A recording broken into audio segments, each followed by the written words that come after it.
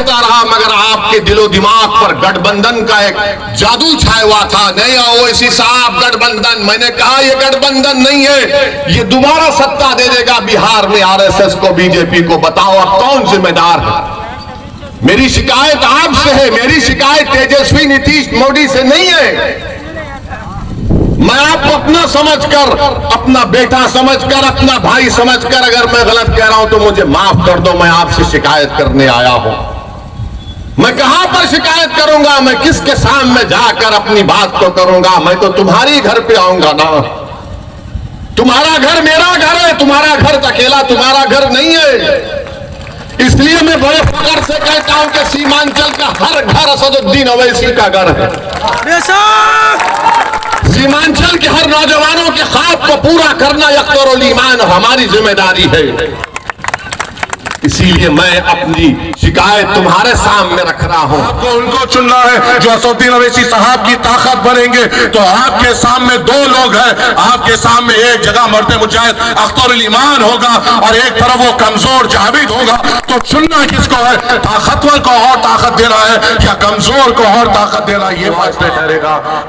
हमने तो ये सोचकर यहाँ पे आपके मुकाम से चुनकर इनको ये इसलिए बनाया था कि ये लोग हमारे सामने आकर ऐसा दावा करते थे कि ये बुजुर्गों की बेपनाह इज्जत करते हैं, नौजवानों के लिए बेपनाह फिक्रमंद है। हमें क्या पता था इनके दिल में क्या खोट है। हमने तो ये इनका सूरत देखकर, सर पे टोपी देखकर, आग चेहरे पर नूर देखकर हमने ये सोच लिया कि ये हमारे साथ जज्बे से आगे बढ़ेगा, असदुद्दीन ओवैसी साहब के मिशन को लेकर आगे बढ़ेंगे। असदुद्दीन ओवैसी साहब के दिल में जो सीमांचल के लिए मोहब्बत है और उनके लिए जो करने का जज्बा है उसको लेकर आगे बढ़ेंगे। जैसा ही इंतखाबात खत्म हुआ, 2 साल के बाद इनको सत्ता के ठेकेदारों ने बुला लिया, इनका मोल लगा लिया और ये बिके हुए माल की तरह जो बाजार में बिकते हैं, एक विधायक नहीं एक बिके हुए माल की तरह बिकते हुए हमारे आपके तवक्कुआत को ठुकरा दिया, आपकी और हमारी मेहनत को ठुकरा दिया, नौजवानों के आंखों में आंसू ला दिए, बुजुर्गों को फिर मायूसी में ला दिया।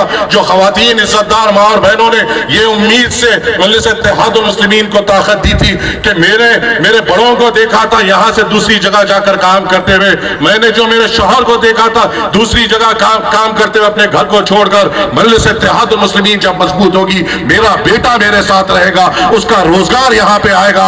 मगर ये नादानों को हमारे बच्चों के रोजगार की पड़ी नहीं थी, इनको तो अपने आप को बेचना था, बिके और चले गए। मगर हमने हमारे हौसलों को नहीं खोया, हमें वही जस्तजू से, वही जुनून से, वही जज्बे से आपके दरमियान में है। अभी भी जभी भी हम मुकाबला करते थे, आज भी हम मुकाबला कर रहे हैं, इंशाअल्लाह आगे भी सीमांचल के वास्ते लड़ते रहेंगे, यहाँ के नौजवानों को हौसला देते रहेंगे, यहाँ के बुजुर्गों को ताकत देते रहेंगे, यहाँ की इज्जतदार मां और बहनों को यह बताएंगे कि हम भी आपके बेटे हैं और आपके लिए हम फिक्रमंद है।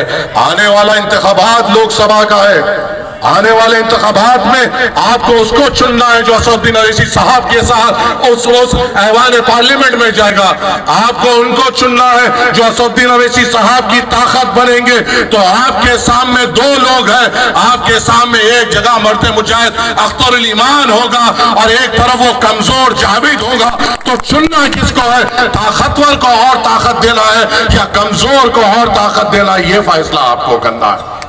मैं जब यहाँ ठहर कर मैं अख्तरुल ईमान साहब का काम अमूर में देख रहा हूँ और जिस किस्म से वो सदर मजलिस से हर एक पॉलिसी पे बात करते हुए यहाँ के वो लोगों की गौर फिक्र के लिए आपकी आवाज बन रहे हैं, मुझे ये यकीन है जब ये ऐवान पार्लियामेंट में जाएंगे, सदर मजलिस के बाजू बैठेंगे तो सबसे पहली आवाज उस ऐवान पार्लियामेंट में नरेंद्र मोदी, अमित शाह और उन कांग्रेस के गुलाम जो हमेशा हमको इस्तेमाल करे, उनके कानों में एक ही पड़ेगी, सीमांचल सीमांचल, किशनगंज और किशनगंज। ये आवाज आपको और हमको वहां पे उस ऐवान पार्लियामेंट में गूंजते हुए दिखाना है। अख्तरुल ईमान की खिदमत आपके सामने है। अख्तरुल ईमान साहब कब से आपकी आवाज बने हुए ये आपके सामने है। जब भी अल्लाह सुब्हानहू व तआला ने उनको मौका दिया, ताकत दी, ऐवान के उस दीवारे गवाह है कि उन्होंने आपकी बात की। जब भी अल्लाह सुब्हानहू व तआला ने उनको ताकत दी, मौका दिया, आप गवाह है, उन्होंने आपकी आवाज उठाई। जब भी अल्लाह सुब्हानहू तआला ने उनको ताकत दी, मौका दिया, आप गवाह है कि उन्होंने आपके मसाइल पर लड़ाई की। क्या आप इस चीज की गवाही दे सकते हैं कि वो जो जावेद यहाँ पे है उन्होंने कभी ऐवान पार्लियामेंट में आपकी बात की? क्या आपके मसाइल पे बात की? क्या नौजवानों के लिए अच्छे अस्पताल की नुमाइंदगी की? क्या मेरी सत्तार पर्दानशी माँ बहनों के अच्छे अस्पतालों के लिए नुमाइंदगी की? क्या हमारे बच्चों के लिए अच्छे स्कूल बनाए या हमारे नौजवानों के लिए रोजगार की बात की? ये कभी नहीं करते। ये जरखेज गुलाम है जो चुप बैठना जानते हैं अपने मालिकों के सामने। आपके सामने शेर है जो सदर मजलिस ने आपके सामने रखे हैं, जो अख्तरुल ईमान है। इनको मजबूत करना आपकी और मेरी जिम्मेदारी है। नौजवानों, आपके और हम के ऊपर एक जिम्मेदारी है मजलिस इत्तेहादुल मुस्लिमीन को मजबूत करने की। आपके और मेरे ऊपर एक जिम्मेदारी है इस हरे परचम को बुलंद करने की। आपके ऊपर और मेरे ऊपर एक जिम्मेदारी है सदर मजलिस की बात हर एक घर तक पहुंचाने की। और यह जिम्मेदारी कोई कमजोर कांधे नहीं उठा सकते हैं, वही उठा सकते हैं जो अपने आप से मोहब्बत करते हैं, अपने इलाके से मोहब्बत करते हैं और हरे परचम से मोहब्बत करते हैं। और मुझे यकीन है, मैं 10 साल से यहाँ पे आ रहा हूँ, जो मोहब्बत हरे परचम से यहाँ के नौजवानों के दिल में वो कहीं और मैंने नहीं देखी। जो बुजुर्गों ने यहाँ पर उठकर सदर मजलिस को दुआ दी है और जो आंखों से बहते आंसू मैंने देखे सदर मजलिस को दुआ देते हुए, वो मोहब्बत मैंने कहीं और नहीं देखी। इसको और मजबूत करना है और ताकतवर करना है। अख्तरुल ईमान साहब को यहाँ पे मजबूत करना है, हरे परचम को यहाँ पे लहराना है और मजलिस इत्तेहादुल मुस्लिमीन को कामयाब करना है। शुक्रिया। अस्सलाम वालेकुम व रहमतुल्लाहि व बरकातहू।